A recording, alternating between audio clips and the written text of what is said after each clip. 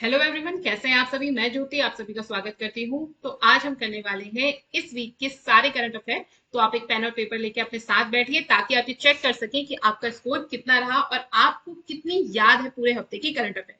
और अगर आप डेली करंट अफेयर फॉलो नहीं करते हैं तो उसे फॉलो जरूर करें। डेली करंट अफेयर की एक वीडियो आती है आपकी, रोज शाम को 5 बजे एक शॉर्ट आता है। चलिए स्टार्ट करते हैं। नीरज चोपड़ा ने मई 2025 में किस देश के एथलीट जूलियन वेबर को हराकर 2 वर्षों में अपना पहला डायमंड लीग खिताब जीता? पोलैंड, फ्रांस, जर्मनी और चेक गणराज्य। तो इसका करेक्ट आंसर है आपका जर्मनी। ये जो जूलियन वेबर हैं ये आपके जर्मनी के हैं। और नीरज चोपड़ा कौन सा गेम खेलते हैं? ये हैं आपके भाला फेंक। ठीक है, ये भाला गेम खेलते हैं और ये आपके जेवलियन थ्रोअर हैं। और नीरज चोपड़ा उस समय फेमस हुए जब इन्होंने टोक्यो ओलंपिक 2020 में गोल्ड मेडल जीता। और अभिनव बिंद्रा के बाद ये दूसरे ऐसे एथलीट बने जिन्होंने गोल्ड मेडल जीता है। ठीक है। और उसके बाद जब पेरिस ओलंपिक हुआ आपका 2024 में, तो उसमें भी इनका प्रदर्शन अच्छा रहा और इन्होंने सिल्वर मेडल जीता। तो इस वजह से जो नीरज चोपड़ा है वो चर्चाओं में रहते हैं और इनसे रिलेटेड जो भी एमसीक्यू है बहुत इंपॉर्टेंट होते हैं। अगला क्वेश्चन है, 2025 में सामने आए घटनाक्रम में अमेरिका ने ईरान के परमाणु ठिकानों पर हमले हेतु किस ऑपरेशन की शुरुआत करी जिसमें बंकर बस्टर बम का प्रयोग किया गया था? Operation Desert Storm, Operation Midnight Hammer, Operation Freedom Spring, Operation Red Dawn. तो अभी तो हाल ही में बहुत ज्यादा युद्ध में समाया हुआ था कौन? ईरान और इसराइल। ईरान और इसराइल के बीच भयंकर युद्ध चल रहा था और इसी बीच अमेरिका भी क्या हुआ, इस युद्ध में कूद पड़ा इसराइल के सपोर्ट में। और उसने ईरान के खिलाफ एक ऑपरेशन चलाया जिस ऑपरेशन का नाम है ऑपरेशन मिडनाइट हैमर। ये जो युद्ध है ये लगभग 12 दिनों तक चला और उसके बाद शांति, दोनों पक्षों ने शांति के लिए समझौता कर लिया था। ठीक है। अब हम ये देखेंगे कि जो आपका यूएस है वो जब भी इस प्रकार की कोई भी ऑपरेशन चलाता है तो उसकी वो नामकरण जरूर करता है। तो ये जो ऑपरेशन है वो बहुत इंपॉर्टेंट है, एग्जाम से पूछे भी जाते हैं क्योंकि अभी हाल ही में एक ऑपरेशन हुआ है तो अगेन ये इंपॉर्टेंट हो गए। तो आप चाहे तो इसका स्क्रीनशॉट ले लें ताकि आप इसको याद कर सकें।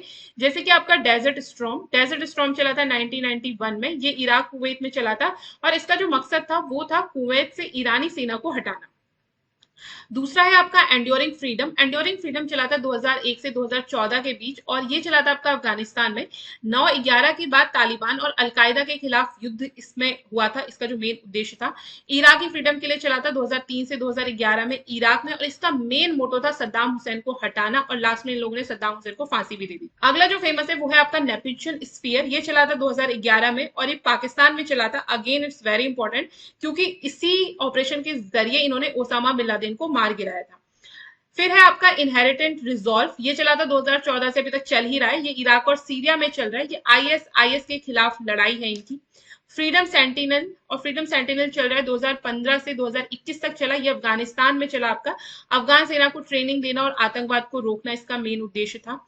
फिर है आपका अपहोल्ड डेमोक्रेसी। ये चला 1994 में हेती में और इसका मेन मोटो था, इसके नाम से पता चल रहा है कि लोकतंत्र सरकार की बहाली करना। नेक्स्ट क्वेश्चन है, अंतर्राष्ट्रीय ओलंपिक दिवस 2025 किस तिथि को मनाया जाता है और इसकी थीम क्या है? तो अंतर्राष्ट्रीय ओलंपिक दिवस कब मनाया जाता है? ऑप्शन दिए गए आपको। 21 जून फिट फॉर फ्यूचर ये इसकी थीम है। 23 जून let's move, 26 June physical activity for all, 20 June run for health. देखो यहाँ अगर आपको सिर्फ डेट भी याद है ना कि अंतर्राष्ट्रीय ओलंपिक दिवस कब सेलिब्रेट किया जाता है तो भी इसका आप आंसर बता सकते हो अगर आपको थीम नहीं भी पता है। तो इसका सही आंसर है आपका option B, 23 June let's move. ये जो आपका इंटरनेशनल ओलंपिक डे है ये पहली बार सेलिब्रेट किया गया था 1948 में। और ये जिस कमेटी द्वारा सेलिब्रेट किया जाता है जिसका नाम है इंटरनेशनल ओलंपिक कमेटी, इस कमेटी की स्थापना हुई थी 23 जून 1894। 1948 से जो इंटरनेशनल ओलंपिक डे है वो हर साल मनाया जा रहा है। कब मनाते हैं तो मैंने आपको बता ही दिया है, 23 जून को मनाते हैं। और इसको आयोजन करने वाली संस्था क्या है? International Olympic committee. और इस साल की थीम क्या रही? इस साल की थीम थी लेट्स मूव। तो इसका उद्देश्य क्या है? देखो नाम से पता चल रहा है कि शारीरिक गतिविधि को क्या करें, बढ़ाए। क्योंकि जैसी आजकल की मॉडर्न लाइफस्टाइल है उसमें क्या है, हर चीज तो आपकी मशीनों से सारी चीज हो जाती है। घर पे खाने से लेके सारी चीज आपकी घर पे ऑर्डर हो जाती है। लाइफ बहुत ऐसी नहीं है कि हम मूव करें, हर चीज हमारे हाथों में, लगभग सारी चीजें हमें हाथों में मिल जाती है, ज्यादा हिलने डुलने की जरूरत नहीं है। तो इसीलिए इस बार की जो थीम रखी गई वो यही रखी गई, लेट्स मूव। ताकि लोग क्या करें, जो शारीरिक गतिविधि है, अपनी जो फिजिकल एक्टिविटी है उसको थोड़ा बढ़ाएं और उससे उनकी हेल्थ अच्छी रहेगी, उनका मूड अच्छा रहेगा। तो सारी चीजें देखो, जब भी हमारा मूड खराब हो ना तो एक्सरसाइज करनी चाहिए। एक्सरसाइज करने से हमारा मूड अच्छा होता है। तो आप कितने भी सैड हो, कितने भी कुछ हो, थोड़ा सा खुद को पुश करके एक्सरसाइज करो, और एक्सरसाइज करने से क्या होगा, आपको जो मूड है वो अच्छा हो जाएगा और आप फिर से आपके पास एक एनर्जी आ जाएगी। और ये प्रूवन है, क्योंकि मेरे ख्याल से शायद जब एक्सरसाइज करते हैं तो कुछ हार्मोन्स वगैरह रिलीज होते हैं, तो इस वजह से आपका क्या होता है, मूड जो है ऑटोमेटिकली अच्छा हो जाता है। ठीक है। नेक्स्ट क्वेश्चन है, हाल ही में किस अंतरराष्ट्रीय अनुसंधान संस्था के वैज्ञानिकों ने लार्ज हेड्रॉन कोलाइडर में उच्च ऊर्जा कण टकरावों के माध्यम से शीशे को कुछ नैनो सेकंड के लिए गोल्ड में बदल दिया? ऑप्शन ए नासा, इसरो, सैरन यानी कि यूरोपीय परमाणु अनुसंधान संगठन, या ऑप्शन डी जापान हिग्स अनुसंधान केंद्र। तो इसका करेक्ट आंसर है ऑप्शन सी, यूरोपियन परमाणु अनुसंधान संगठन। तो जो सेरेन है ना, उसने एक बहुत बड़ा प्रयोग करने में वो सफल रही है। तो इन्होंने क्या किया, बहुत बहुत नैनो सेकंड के लिए, नहीं बहुत कम समय के लिए, बहुत ही कम, उन्होंने क्या किया, जो लेड होता है, ठीक है, वाला सीजन ही जिसमें हम अपनी शक्ल देखते हैं, इस लेड वाला है, ठीक है। तो लेड को इन्होंने क्या किया, कुछ नैनो सेकंड के लिए गोल्ड में चेंज कर दिया। ठीक है, हालांकि ये जो परिवर्तन था वो स्थायी नहीं था। गोल्ड जो लेड है, गोल्ड जो है लेड से बना था, वो गोल्ड फिर से क्या हो गया, लेड में चेंज हो गया। लेकिन फिर भी ये बहुत बड़ा एक्सपेरिमेंट है। अब इससे साइंटिस्ट काफी कुछ और चीजें भी अचीव करेंगे। अब बात करते हैं इस सैरन की, जिसने इस एक्सपेरिमेंट को किया है। देखो, सैरन की जो फुल फॉर्म है वो तो यहाँ पे लिखी है, यूरोपियन परमाणु अनुसंधान संगठन, इंग्लिश में कहें तो European Organisation for Nuclear Research. अब आपको ये अजीब लग रहा होगा ना कि नाम तो CERN है, लेकिन अगर हम इसमें देखें तो ये EA समथिंग ऐसा कुछ आ रहा है। तो वो इसलिए क्योंकि जो इसका फ्रेंच नेम है, ठीक है, वो कुछ कौंसिल है यूरोपियन पॉल ला रिचे न्यूक्लेरा, कुछ ऐसे करके, तो इसीलिए जो इसकी शॉर्ट फॉर्म है वो सैरन नाम से। ठीक है, तो इंग्लिश में इसका नाम ये है, यूरोपीय परमाणु अनुसंधान संगठन, लेकिन फ्रेंच नेम जो है इसका वो अलग है। और इसका जो हेडक्वार्टर है वो है आपका जेनेवा में। देखो, हेडक्वार्टर हमें याद रखना बहुत जरूरी है, क्योंकि एग्जाम से पूछे जाते हैं। अगला क्वेश्चन है, हाल ही में भारतीय खगोल भौतिकी संस्थान के वैज्ञानिकों ने एक दुर्लभ हीलियम समृद्ध तारे की खोज की है, जिसे A980 नाम दिया गया है। इस खोज का खगोल भौतिकी में क्या महत्व है? ऑप्शन दिए गए आपको। ये खोज अंतरिक्ष में जीवन की उत्पत्ति को साबित करती है। ये खोज सूर्य की परिक्रमा करने वाले नए ग्रह की पुष्टि करती है। ये खोज तारकीय विकास और नाभिकीय संश्लेषण के मौजूदा मॉडल को चुनौती देती है। ये खोज केवल पृथ्वी के चुंबकीय क्षेत्र से संबंधित है। It is related only to earth magnetic field. तो इसका करेक्ट आंसर है ऑप्शन सी। ठीक है, तो IIA के वैज्ञानिकों ने क्या करा, एक ऐसे तारे की खोज करी जिसमें बहुत सारी हीलियम है और उसको नाम दिया गया A980। तो इससे उन्हें क्या पता चला, इससे जो अभी तक जो सिद्धांत था कि जो आपके तारे हैं वो कैसे विकसित होते हैं, उसको ये चुनौती देता है, यानी कि इस तारे का विकास उस तरीके से नहीं हुआ है। ठीक है। अगला क्वेश्चन है, भारत में पहली बार किस आनुवांशिक रोग यानी कि जेनेटिक डिसऑर्डर से पीड़ित नवजात शिशु को लक्षण प्रकट होने से पहले ही रिस्डिप्लाम नामक दवा से उपचार प्रदान किया? For the first time in India, a newborn diagnosed with which genetic disorder received presymptomatic treatment using the drug risdiplam. Option देगा आपको, thalassemia, haemophilia, spinal muscular atrophy और सिस्टिक फाइब्रोसिस। देखो, ये जो आपकी डिजीज है ना, ये सारी की सारी लगभग आपकी जेनेटिक डिसऑर्डर वाली है। तो अगर आपको नहीं पता है जेनेटिक डिसऑर्डर क्या होता है, तो वो मैं आपको बता देती हूँ। देखो, जेनेटिक डिसऑर्डर का मतलब क्या होता है कि जैसे हमें हमारे पेरेंट्स से क्या होती है, उनके जो भी गुण है हमें ट्रांसफर होते हैं।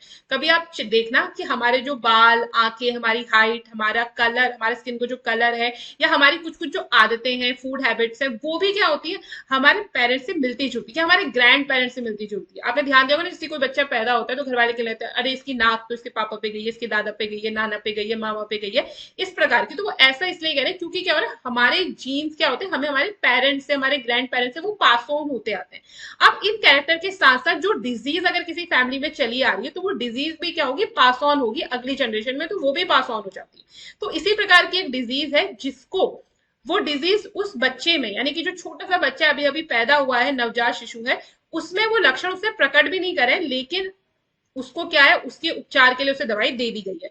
तो इसका जो सही आंसर है वो है आपका option C, spinal muscular atrophy. देखो, स्पाइनल मस्कुलर एट्रोफी में क्या होता है कि जो रीढ़ की हड्डी है, यानी जो स्पाइनल कॉर्ड होती है आपकी, उससे जो मोटर न्यूरॉन्स निकलते हैं, उनको ये अफेक्ट करती है। तो इससे अलग अलग टाइप की जो डिसऑर्डर है वो अलग अलग पेशेंट में वेरी करते हैं। मतलब किसी किसी में क्या होगा, उसको जो मूवमेंट है, मूवमेंट में प्रॉब्लम आएगी, यानी उसे हाथ चलाने चलने फिरने, जो भी उसके नॉर्मल से काम है जो हम बहुत इजीली कर लेते हैं, उसमें क्या होगी, उसे दिक्कत आएगी। और उसे कई बार ऐसा होता है कि कई पेशेंट को स्वॉलिंग यानी कि निगलने में या ब्रीथ करने में भी दिक्कत आती है। ठीक है, अगला क्वेश्चन है, हाल ही में झारखंड के किस बात से बिना पूर्व सूचना के पानी छोड़े जाने के कारण उड़ीसा के बालासोर जिले में बाढ़ आ गई? तो अभी अभी क्या हुआ है कि झारखंड में एक बांध है जिससे पानी छोड़ दिया गया बिना पहले से सूचना दिए। तो वो कौन सा बांध है? ऑप्शन ए मैक्लूसिकगंज बांध, तेनुघाट बांध, चांडिल बांध या कांके बांध। तो इसका करेक्ट आंसर है ऑप्शन सी, चांडिल बांध। ठीक है, अब ये जो चांडिल बांध है ये आपके झारखंड के सरायकेला खरसावा जिले में स्थित है। ठीक है, और ये जो आपका बांध है ये आपका स्वर्ण रेखा नदी पर बना हुआ है। तो ध्यान रखना कि कौन सी नदी पर बना हुआ है, किस जिले में है और किस राज्य में है। तो चांडिल बांध आपका क्या है, झारखंड में। क्योंकि ऐसा क्वेश्चन भी पूछा जा सकता है कि वो सीधे सीधे पूछ ले, स्टैट का क्वेश्चन पूछ ले कि चांडिल बांध आपका किस नदी पर स्थित। तो ध्यान रखना किस नदी पर स्थित है, स्वर्ण रेखा नदी पर स्थित है। देखो आपके जो स्टैट के क्वेश्चंस भी आते हैं ना, वो भी आपके बहुत ज्यादा वही आते हैं जो आपकी हाल ही में जो आपकी करंट अफेयर्स चल रहे होते हैं। तो करंट अफेयर से सिमिलर या उन करंट अफेयर्स में जो आपके स्टैट के क्वेश्चन बन सकते हैं, वो क्वेश्चन आपसे पूछे जाते हैं। अगला क्वेश्चन है, राइस येलो मोटर वायरस से संबंधित निम्नलिखित में से कौन सा कथन सही है? ये एक वायरल पशु रोग है जो अफ्रीका के मवेशियों को प्रभावित करता है। ये एक अत्यधिक संक्रामक पौधा रोग है जो मुख्य रूप से धान की फसल को प्रभावित करता है। ये केवल भारत में पाया जाने वाला जीवाणु रोग है। ये मिट्टी में नाइट्रोजन की कमी के कारण होता है। तो इसका करेक्ट आंसर है ऑप्शन बी। तो ये क्या है, ये एक अत्यधिक संक्रामक रोग है जो मुख्य रूप से धान की फसल को प्रभावित करता है। तो ये जो आपका राइस येलो मोटर वायरस है ये क्या करता है, ये धान की फसल जब छोटी छोटी होती है ना, तो उसके पत्तों को पीला कर देता है, भूरा कर देता है, उसकी पत्तियों को ऐसे मुरझा सिकुड़ देता है, और फिर वो पौधा क्या होता है, बढ़ नहीं पाता। और जब स्टार्टिंग में ये वायरस लग जाता है तो उससे क्या होता है, जो धान की फसल है वो 10 से लेके 100% तक पूरी की पूरी डिस्ट्रॉय हो सकती है। तो अभी अभी ये चर्चा में इसलिए क्योंकि अभी क्या हुआ है कि अफ्रीका का एक हिस्सा है, अफ्रीका में ये वायरस धान की फसलों में फैल चुका है, और इस वजह से वहां पे क्या है, खाद्य संकट आ गया। अगर इसको सही टाइम पे इस वायरस को नहीं रोका गया तो फिर जो धान की फसल है पूरी की पूरी क्या होगी, समाप्त हो जाएगी। अगला क्वेश्चन है, भारतीय रिजर्व बैंक की जून 2025 की मौद्रिक नीति समिति की बैठक के बारे में नीचे दिए गए कथनों में से कौन सा सही है? तो आपको ये जो स्टेटमेंट है ये पढ़ने हैं और बताना है कि कौन सा इसमें से सही है। तो अपने आंसर्स भी अपनी कॉपी में लिख लेना और फिर चेक करना कि वो सही है या गलत। आरबीआई ने फरवरी 2025 से अब तक ब्याज दरों में 100 बेसिस पॉइंट की बढ़ोतरी की है। कमजोर वैश्विक आर्थिक संकेतों और मुद्रास्फीति की धीमी गिरावट को देखते हुए नीति रुख का समायोजन से तटस्थ कर दिया गया है। आरबीआई ने रेपो दर को 9% तक बढ़ा दिया। मौद्रिक नीति में वृद्धि को समर्थन देने के लिए पर्याप्त स्थान उपलब्ध है। तो इसका जो करेक्ट आंसर है वो है आपका ऑप्शन बी। कमजोर वैश्विक आर्थिक संकेतों और मुद्रास्फीति की धीमी गिरावट को देखते हुए नीति रुख का समायोजन और तटस्थ कर दिया गया। जो नीति रुख है उसे समायोजित से किसमें कर दिया, न्यूट्रल कर दिया गया है।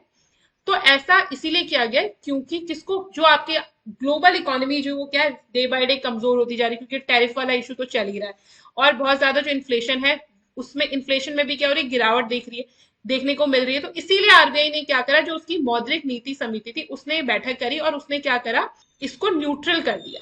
आरबीआई के बारे में यहाँ पे मैं आपको कुछ बातें बता देती हूँ। आरबीआई की फुल फॉर्म तो आपको पता ही है, रिजर्व बैंक ऑफ इंडिया। इसकी स्थापना कब हुई थी? इसकी स्थापना हुई थी 1 अप्रैल 1935 को। और इसका हेडक्वार्टर की बात करें तो इसका हेडक्वार्टर है आपका मुंबई में। और अभी करंट गवर्नर कौन है? संजय मल्होत्रा। तो इस प्रकार के क्वेश्चन भी आपसे पूछे जाते हैं। और जो ये आरबीआई है, ये आरबीआई ओन कौन करता है? तो आरबीआई ओन करता है यूनियन मिनिस्टर ऑफ फाइनेंस। ठीक है, और ये एक रेगुलेटरी बॉडी की तरह एक्ट करती है। रेगुलेटरी बॉडी की तरह मतलब कि आरबीआई क्या करती है, सारी बैंकों को रेगुलेट करती है। देखा होगा ना आपने, आरबीआई ने ये रूल निकाला, तो उसकी वजह से क्या होता है, जो सारे बैंक है वो भी इफेक्ट होते हैं। उन सारे बैंकों को रेगुलेट करने का काम कौन करती है? आरबीआई करती है। तो ये एक्ट करती है एज अ रेगुलेटरी बॉडी। और इसके चार जोनल ऑफिस है। कहाँ का? एक है आपका कोलकाता में, मुंबई में, दिल्ली में और आपका चेन्नई में। ठीक है, और इसके अलावा इसके 22 रीजनल ऑफिसेस भी हैं। और एक बात और बताती हूँ आपको इंपॉर्टेंट, कि जो मनमोहन सिंह थे, जो कि हमारे एक्स प्राइम मिनिस्टर थे, वो रिजर्व बैंक के गवर्नर भी रहे हैं, और वो एकमात्र ऐसे प्राइम मिनिस्टर हैं जो पहले रिजर्व बैंक के गवर्नर भी रहे। अगला क्वेश्चन है, भारत सरकार द्वारा हाल ही में शुरू की गई नव्या योजना का उद्देश्य क्या है? ऑप्शन ए, ग्रामीण महिलाओं को स्वरोजगार हेतु ऋण प्रदान करना। 16 से 18 वर्ष की किशोरियों यानी कि जो टीनेजर्स होते हैं उनको व्यवसायिक प्रशिक्षण प्रदान करना। किशोर लड़कों के लिए खेल प्रशिक्षण कार्यक्रम की शुरुआत करना, या झुग्गी बस्तियों में रहने वाली महिलाओं को मुफ्त शिक्षा देना। तो अभी रिसेंटली गवर्नमेंट ने क्या करी, एक योजना लॉन्च करी जिसका नाम है नव्या योजना। तो बताइए इसका करेक्ट आंसर क्या है। इसका करेक्ट आंसर है ऑप्शन बी। देखो ये जो नव्या योजना है, ये योजना स्टार्ट की गई है 16 से 18 साल की जो भी लड़कियां हैं उन्हें वोकेशनल ट्रेनिंग देने के लिए। और वोकेशनल ट्रेनिंग भी ऐसे क्षेत्रों में दी जाएगी जो कि नॉर्मली लड़कियां नहीं करती, जैसे कि आपको ऑटोमोबाइल हो गया, इलेक्ट्रॉनिक्स हो गया, इस प्रकार की जो चीजें टेक्निकल जो फील्ड है उसमें उन्हें ट्रेनिंग दी जाएगी ताकि वो आत्मनिर्भर हो सके। ठीक है, तो इस योजना का जो पूरा नाम है वो क्या है, नव्या है। नव्या का पूरा नाम है nurturing aspiration of young adolescent girls through vocational training. तो अगर आपको नव्या की फुल फॉर्म भी पता है तो भी आप पूरा बता सकते हो कि नव्या में है क्या। ये लॉन्च कब हुई, अभी हाल ही में लॉन्च हुई है 2025 में। और इसका जो टारगेट ग्रुप है वो क्या है, 16 से 18 साल की किशोरियां हैं। और मिनिमम क्वालिफिकेशन कितनी चाहिए, एटलीस्ट उन्होंने 10 पास किया हो। तो किसी भी लड़की ने 10 पास किया है तो इस योजना के तहत उसे जो आपके व्यवसायिक प्रशिक्षण है वो दिया जाएगा ऐसे कोर्सेस में जो आपके गैर पारंपरिक है। गैर पारंपरिक का मतलब क्या होता है कि परंपरा के अनुसार लड़कियां उस पे वो ट्रेनिंग नहीं लेती। जैसे कि नॉर्मली लड़कियां कुकिंग हो गया, आपकी सिलाई हो गई, कढ़ाई हो गई, इस टाइप की चीजें, या ब्यूटी पार्लर का कोर्स हो गया, इस टाइप की चीजें करती थी, या कोई आर्ट एंड क्राफ्ट का हो गया। लेकिन इसमें वो उन्हें अलग वोकेशनल ट्रेनिंग देंगे, जैसे कि डिजिटल स्किल्स हो गए, इलेक्ट्रॉनिक्स हो गई, मैकेनिकल ट्रेड्स हो गए, सिक्योरिटी हो गई, रोबोटिक्स हो गया, ये सारी चीजें शामिल है इसमें। तो बहुत अच्छा इनिशिएटिव है गवर्नमेंट का ये एक संयुक्त पायलट परियोजना है जिसे 2 मंत्रालयों ने मिलकर शुरू करा है। एक है आपका महिला एवं बाल विकास मंत्रालय, क्योंकि लड़कियों के लिए चल रही है। दूसरा इसमें स्किल सिखाई जा रही है तो कौशल विकास एवं उद्यमिता मंत्रालय। इंग्लिश में आपके लिखे हुए हैं ministry of women and child development और ministry of skill development and entrepreneurship. ये योजना 19 राज्यों के 27 जिलों में लागू की गई है और इनमें से जो आकांक्षी जिले और उत्तर पूर्वी भारत के जो जिले हैं वो आपके शामिल। इस योजनाओं को 2 सरकारी योजनाओं को जोड़ दिया गया इस योजना में। एक तो प्रधानमंत्री कौशल विकास योजना और प्रधानमंत्री विश्वकर्मा योजना। तो कौशल स्किल दिया जा रहा है, विश्वकर्मा भी वही है।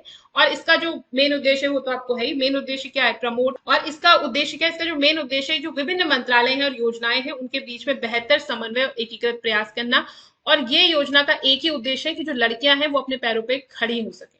ठीक है, अगला क्वेश्चन है, अंतरिक्ष यात्री शुभांशु शुक्ला ने आईएसएस के लिए कब उड़ान भरी। When did astronaut Shubhanshu Shukla fly to ISS. ISS है आपका इंटरनेशनल स्पेस स्टेशन। ऑप्शन दिए गए आपको 25 जून 2025, 21 जून 2025, 27 जून 2025 और 28 जून 2025। तो इसका करेक्ट आंसर है ऑप्शन ए 25 जून 2025। तो ये शुभांशु शुक्ला को बहुत टाइम से ये फ्लाई करने की इसमें कोशिश हो रही थी, इस वाले मिशन को, जो कि आपका एक्सिमो है। बहुत टाइम से एक्सिमो 4 मिशन के लिए प्रयास किया जा रहा था। तो कई बार कोई टेक्निकल इश्यू आ जा रहा था, कभी आपका एटमॉस्फेयर जो वेदर है वो अच्छा नहीं था। तो टोटल 6 बार ये जो यात्रा है इनकी ये टली है। लेकिन फाइनली 25 जून 2025 को जो शुभांशु शुक्ला है और उनके साथ 3 और यात्री जो है वो आपके उड़ान भर गए, कहां पहुंचने के लिए, इंटरनेशनल स्पेस स्टेशन के लिए। देखो बार बार मेरे मुंह से इंडियन निकल रहा है, तो जल्द ही इंडियन स्पेस स्टेशन भी होगा अंतरिक्ष में। ठीक है, चलिए अब इनके साथ कौन कौन गए वो देख लेते हैं। तो इनके साथ ये टोटल 4 जने गए हैं। और ये जो 4 जने गए हैं इसमें से एक तो आपके भारत के हो गए शुभांशु शुक्ला, दूसरी है आपकी स्लावोज उजानवस्की विजिंस्की, ये पोलैंड के हैं। उसके बाद है आपकी पेंगी विटसन, ये आपकी अमेरिका की है। और चौथे हैं आपके टिबोर कापू, और टिबोर कापू आपके हंगरी के हैं। ठीक है, तो ये चारों आपके गए हैं इसमें। तो एक्सिमो 4 मिशन है, ये स्पाइसएक्स कंपनी का ही एक रॉकेट है। और शुभांशु शुक्ला राकेश शर्मा के बाद अंतरिक्ष में जाने वाले दूसरे भारतीय बन गए हैं और अंतरिक्ष स्टेशन में जाने वाले ये पहले भारतीय हैं। इस मिशन का नाम क्या था, एक्सिमो 4 है। मिशन संचालन किया एक्सिमो स्पेस और नासा के सहयोग द्वारा। और ये लॉन्च कब हुई तो मैंने आपको बता ही दिया। और ये टोटल 14 दिन ये लोग वहां अंतरिक्ष में रहेंगे और विभिन्न प्रकार के प्रयोग करने वाले। तो टोटल ये 60 वैज्ञानिक प्रयोग करने वाले हैं। जो भी 4 देशों के गए, इनकी अलग अलग देशों के अलग अलग प्रयोग हैं जो वहां इनके जो एस्ट्रोनॉट वहां गए हैं वो क्या करेंगे, प्रयोग करेंगे। जैसे कि अंतरिक्ष में मूंग दाल और अन्य पौधों की खेती करना, माइक्रोग्रेविटी में स्वास्थ्य और तकनीकी का अध्ययन करना, योग और भारतीय भोजन का प्रदर्शन, इस प्रकार की चीजें होगी। ठीक है। और भारत का जो अब आने वाला गगनयान मिशन है, जिस मिशन के तहत भारत तीन सदस्यों के चालक दल को अंतरिक्ष में भेजेगा और पृथ्वी की जो नीचे वाली कक्षा है 400 किलोमीटर पे, वहां पे उन्हें प्रक्षेपित करेगा और फिर वापस उन्हें समुद्र में सेफली उतारेगा। ये इस गगनयान मिशन का लक्ष्य है। ठीक है, कितने लोगों को? 3 सदस्यों को। कितने दिन के लिए? 3 दिन के लिए। ठीक है। और जैसे ही भारत का गगनयान मिशन कंप्लीट होगा तो भारत भी अमेरिका, रूस और चीन के साथ शामिल हो जाएगा उन देशों। जैसे ही भारत का गगनयान मिशन सफल होगा, वैसे ही भारत अंतरिक्ष उड़ान क्षमता रखने वाले देशों में शामिल हो जाएगा, जिसमें अभी है आपके अमेरिका, रूस और चाइना। अगला क्वेश्चन है, 26 जून 2025 को सामाजिक न्याय और अधिकारिता मंत्रालय द्वारा आयोजित राष्ट्रीय कार्यक्रम किस दिवस के उपलक्ष्य में था?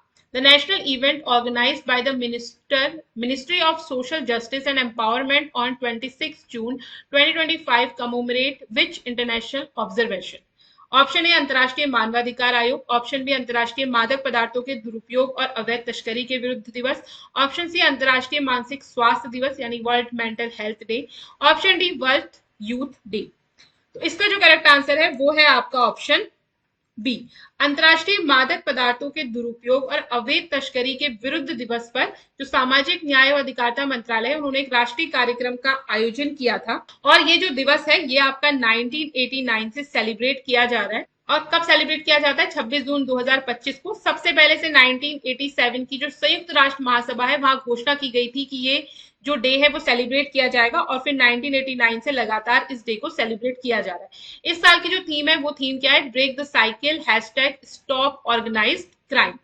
और इसका उद्देश्य क्या है? ऑब्वियसली यही उद्देश्य है कि जो आपकी जितने भी मादक पदार्थ यानी कि जो नशे वाले पदार्थ होते हैं उसके नेटवर्क को तोड़ना। और भारत सरकार की भी इसमें बहुत सारी पहल चल रही है, जैसे कि नशा मुक्त भारत अभियान, नशा मुक्ति केंद्र, स्कूल कॉलेजों में जन जागरूकता अभियान। देखो, नशा बहुत ज्यादा बुरा है, जो व्यक्ति कर रहा है उसके लिए भी, जो उसके आसपास के लोग हैं उसके लिए भी। हमारे आसपास आपने बहुत सारे लोगों के ऐसे बारे में सुना होगा, मैंने भी आसपास कई सारे ऐसे लोग हैं, बच्चे कहूं मैं, लोग भी नहीं कहेंगे, बच्चे 14-15 साल की एज में वो नशा करने लगते हैं और 18-20 साल की एज तक आते आते उनकी डेथ हो जाती है। ठीक है, तो नशे से हमेशा दूर रहना है। अगला क्वेश्चन है, रसायन अपशिष्ट और प्रदूषण पर वैश्विक विज्ञान नीति पैनल की स्थापना किस संगठन के तहत की गई है? The Global Science Policy Panel on Chemicals, Waste and Pollution has been stabilized under which organization? Option A, World Health Organization. Option B, United Nations Environmental Program. Option C, Intergovernmental Panel on Climate Change. Option D, United Nations Development Program. तो इसका जो correct answer है वो है आपका option B, United Nations Environment Programme. तो UNEP के तहत एक वैश्विक विज्ञान नीति पैनल की स्थापना करी गई है, जिसका काम क्या होगा? रसायन अपशिष्ट और प्रदूषण से रिलेटेड चीजों को देखना और उसी के अनुसार उस पे रिसर्च करना और उसके अकॉर्डिंग ही नीतियां बनाना, फिर उसके अकॉर्डिंग आपकी नीतियां बनेगी। तो ये जो पैनल है आपका, ये अभी अभी हाल ही में 2025 में उरुग्वे के पुंटा डेल इस्टे में स्थापित हुआ है। इसका उद्देश्य क्या है? रसायनों, खतरनाक अपशिष्ट और प्रदूषण से जुड़ी जो भी साइंटिफिक नॉलेज है उसके आधार पर ग्लोबल रूल रेगुलेशन बना, ठीक है, ग्लोबल पॉलिसी बना। ये आईपीसीसी और आईपीबीईएस के समान ही एक तीसरा वैश्विक विज्ञान नीति मंच है। आईपीसीसी की फुल फॉर्म की बात करें तो आईपीसीसी का मतलब होता है inter governmental panel on climate change, ठीक है। और आईपीबीईएस का फुल फॉर्म क्या है? आईपीबीईएस है आपका inter governmental science policy platform on biodiversity and ecosystem services, ठीक है। अगला क्वेश्चन है, हाल ही में कर्नाटक के किस जिले के एक मंदिर में शैव और वैष्णव परंपराओं का समन्वय दर्शाने वाला 15वीं शताब्दी का एक दुर्लभ द्विमुखी दीपक पाया गया? द्विमुखी यानी कि उसमें दो मुंह है। देखिए, आपने दीपक देखा होगा ना, वो इस प्रकार से एक मुंह होता है जिसमें आप बत्ती ऐसे रखते हो और जलाते हो, तो इसमें क्या है? दो है। और ये कहाँ मिला है? ऑप्शन दिए गए आपको, बेलारी में, उडुपी, धारवाड़ या मैसूर। तो ये मिला है आपके उडुपी में। तो उडुपी आपका कर्नाटक में पड़ता है और यहाँ क्या मिला है, एक दिया मिला है जो ऐसा माना जा रहा है कि 15वीं शताब्दी का है। और इस दिए को आप देखोगे तो इसमें शैव और वैष्णव दोनों ही परंपराएं आपको देखने को मिलेंगी। कैसे? तो पहले तो आपको ये जो दिया मिला है वो कौन से मंदिर से मिला है, ये मिला है पेरडूर अनंत पद्मनाभम मंदिर में। इस दीपक में एक तरफ तो नटराज शिव जो है वो नटराज रूप में स्थित है और दूसरे विष्णु का जो पद्मनाभम वाला स्वरूप है जिसमें वो ऐसे लेटे हुए हैं अपनी क्षीर सागर पे, उसकी शेषनाग की सैया पे, वो वाला चित्र है। तो इससे पता चलता है कि शैव और वैष्णव एकता का ये एक प्रतीक है। और जो शिलालेख मिला उसके अनुसार ये 1456 ईस्वी के करीब ये दीपक आपका दान दिया होगा मंदिर को। अब अच्छा, अब आप सोच रहे होंगे कि हम तो भाई एमसीक्यू कर रहे थे, बीच में चीज स्लाइस कहां से आ गई? तो अगला जो क्वेश्चन है वो इसी से रिलेटेड है। ठीक है, चीज स्लाइस को ध्यान से देख लो, इसमें जो एक गड्ढे हैं इसको भी देख लो। ऐसा ही कुछ हमारे ग्लेशियर्स के साथ हो रहा है। तो हो क्या रहा है कि स्विट्जरलैंड का कौन सा ऐसा ग्लेशियर है जो जलवायु परिवर्तन के कारण स्विस चीज की तरह छिद्रों से भर गया है और हाल ही में इसके पास बर्फीले हिमस्खलन से बेलेटिन गांव भी प्रभावित हुआ है। ऑप्शन देंगे आपको जर्मात ग्लेशियर, जुंगफ्राउ ग्लेशियर, बर्च ग्लेशियर या रोन ग्लेशियर। तो इसका जो करेक्ट आंसर है वो है आपका ऑप्शन सी, बर्च ग्लेशियर। तो ये जो आपका बर्च ग्लेशियर है, रोन ग्लेशियर है, तो स्विट्जरलैंड के बहुत सारे ऐसे ग्लेशियर हैं जो कि अभी स्विस चीज की तरह दिख रहे हैं, यानी कि बीच बीच में उनमें गड्ढे हो गए। और आप समझ सकते हो ये कितना ज्यादा डेंजरस है, क्योंकि अगर किसी पहाड़ में ऐसे गड्ढे हो जाए तो वो क्या होगा, जैसे ही उसमें किसी भी प्रकार का एवलांच आएगा, कोई भी दिक्कत होगी या वो बर्फ पिघलेगी तो सारा का सारा वो पानी क्या होगा, सीधे के सीधे पूरा ग्लेशियर क्या होगा, नीचे को आने में ज्यादा टाइम नहीं लगाएगा। आप देखो ये जो रोन ग्लेशियर है ये आपका दक्षिणी स्विस आल्प्स में है, फुरका दर्रा के पास। और ये स्विट्जरलैंड का 5वां सबसे बड़ा और सबसे ज्यादा अध्ययन किया जाने वाला ग्लेशियर है। और यहीं से रोन ग्लेशियर है तो इससे जो नदी निकलती है रोन नदी, उसका नाम इसी ग्लेशियर पे है। और ये जो नदी है आपकी स्विट्जरलैंड और फ्रांस से होकर बहती है और भूमध्य सागर में गिरती है। बर्च ग्लेशियर आपका क्या है, 2025 में इसमें बर्फीला हिमस्खलन हुआ था।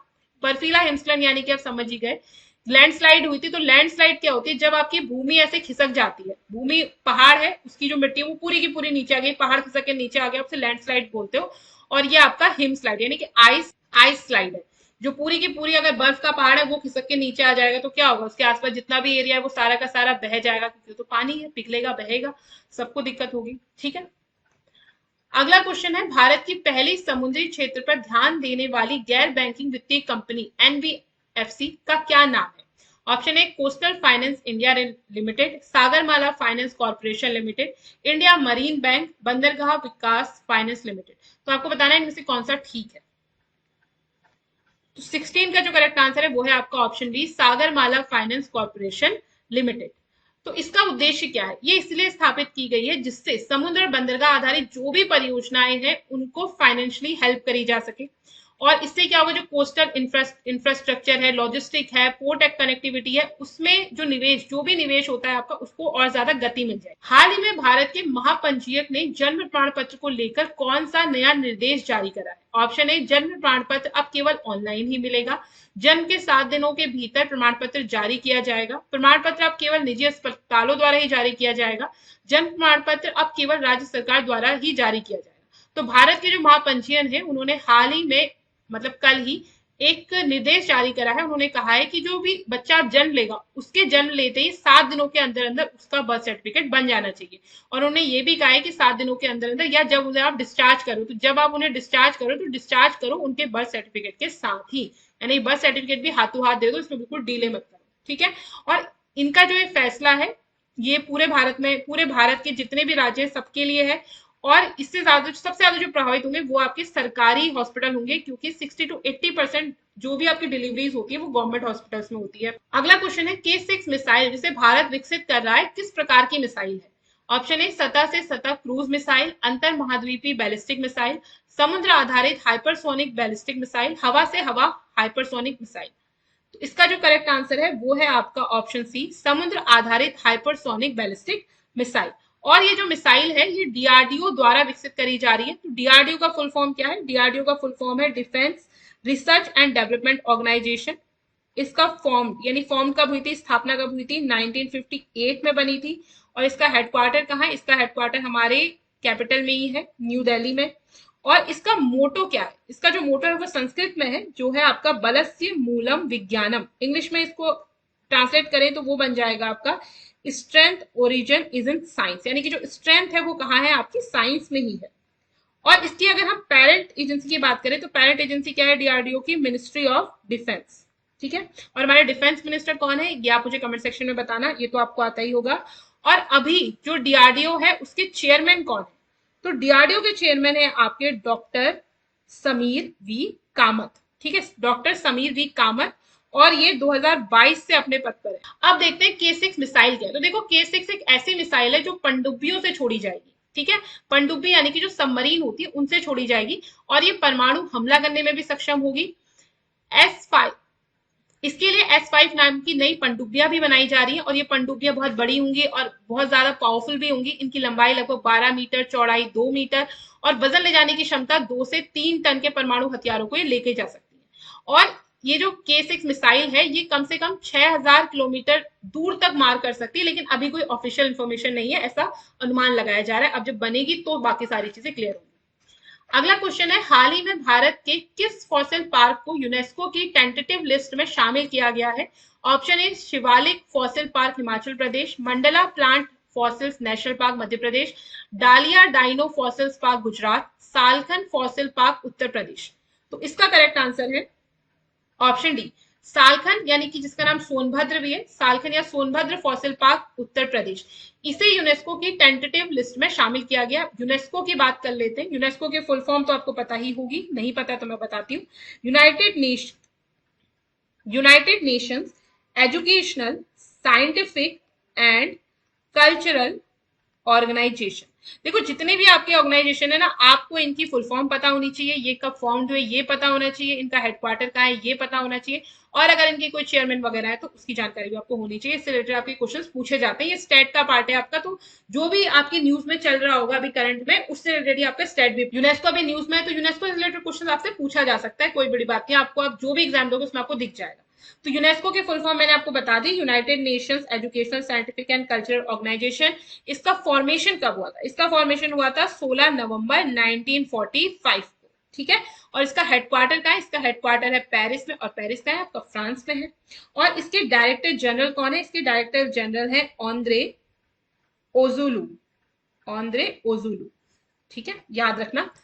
अगला क्वेश्चन है, सालखन फॉसिल पार्क जिसे हाल ही में यूनेस्को की टेंटेटिव लिस्ट में शामिल किया गया है, वहां पाए जाने वाले प्रमुख जीवाश्म क्या दर्शाते हैं। ऑप्शन ए डायनासोर के अंडे, स्ट्रोमेटोलाइट प्रारंभिक जीवन रूपों के जीवाश्म, उभयचर जीवों के जीवाश्म, आदिम मानव की अस्थियां। तो इसका जो करेक्ट आंसर है वो है आपका ऑप्शन बी, स्ट्रोमेटोलाइट्स प्रारंभिक जीवन रूपों के जीवाश्म। ठीक है, तो स्ट्रोमेटोलाइट्स क्या होता है, देखो स्ट्रोमेटोलाइट्स क्या है कि पुराने समय में ये पत्थर पत्थर के जैसे ढांचे होते हैं, और ये कैसे बनते हैं, ये बनते हैं नीली हरी शैवाल द्वारा, नीली हरी शैवाल या ब्लू ग्रीन एल्गी बोलते हैं जिसे, ब्लू ग्रीन एल्गी, और इसका एक और नाम है, इसे साइनोबैक्टीरिया भी बोला जाता है। तो ये शैवाल क्या होता है, जब पानी में इकट्ठा होता है और इकट्ठा होकर जब अपना भोजन बनाता है तो वो एक प्रकार का चिपचिपा यानी कि स्टिकी पदार्थ क्या होता है, छोड़ता है।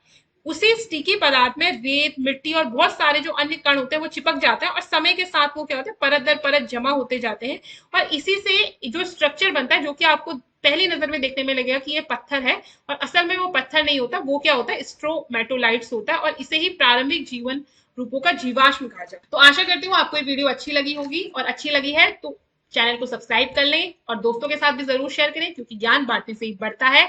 और वीडियो को लाइक करना ना भूलें, और आपने कितना स्कोर किया 20 में से ये भी मुझे कमेंट सेक्शन में बताइए, और मुझे ये सजेशन भी जरूर दें कि आप और किस किस प्रकार की वीडियोस देखना चाहते हैं, फिर चाहे वो स्टैटिक से रिलेटेड कोई टॉपिक हो या मेन आपका हिस्ट्री से रिलेटेड कोई टॉपिक है, तो वो आप मुझे बताइए। उत्तराखंड जीएस भी आपकी जल्दी इस चैनल पे आएगी, तो उसमें आप कौन कौन सा टॉपिक पढ़ना चाहते हैं उत्तराखंड जीएस में, तो वो भी आप मुझे कमेंट सेक्शन में बता सकते हैं, मैं जरूर उससे रिलेटेड वीडियोस बनाऊंगी। तो मिलते हैं नेक्स्ट वीडियो में अगले Sunday. Thanks for watching, keep learning.